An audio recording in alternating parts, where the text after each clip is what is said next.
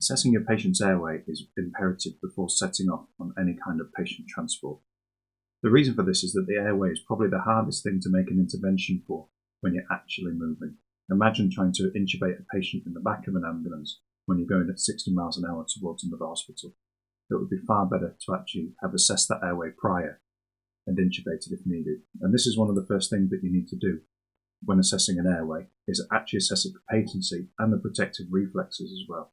And what you want to be thinking at this time is the airway patent, and is air actually being respirated and moved, but also are there protective reflexes there to stop the patient aspirating during transport.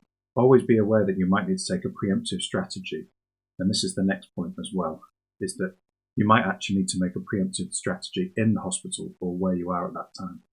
It's far better to intubate a patient or use an airway device when you're outside the transport rather than inside.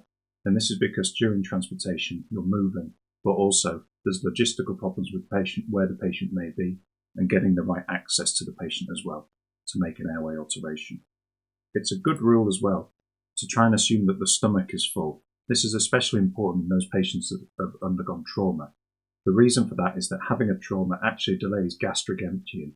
So although they may have ate maybe 2 or 3 hours ago or more, if they've had the trauma, they could still actually have a full stomach. And for this reason, we always assume that patients who have had a traumatic injury have a full stomach and use a rapid sequence induction for this as well, applying cricoid pressure in order to try and obstruct the esophagus and stop any stomach contents from being regurgitated into the airway.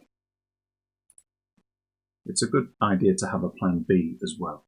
So always prepare for failure. What's the plan going to be if you can't intubate the patient? Make sure that you have your LMA ready. Make sure that there's always a plan after the LMA. What if the LMA doesn't work? You then go back to your trusty friend, the bag valve mask. Always prepare for failure. If you fail at one thing, what are you going to do next to try and rescue the airway? If you have got an intubated patient, it's a good idea to record the size and the depth of the endotracheal tube. When you're moving patients around, things can get dislodged, and it's really important to know where your endotracheal tube is and if it's seated in the same position when you've confirmed its position. You can either record that at the teat or you can record it at the lip. And it's really important because you might find when you transferred the patient, you're only ventilating one side, one lung, and that's because your endotracheal tube is being pushed down. Or you might find that you're not ventilating the patient very well and your airway pressures have risen, and for that reason your tube might be a little bit too far out. It's simply a case of deflating the cuff and then inserting the tube to the recorded measurement that you did before.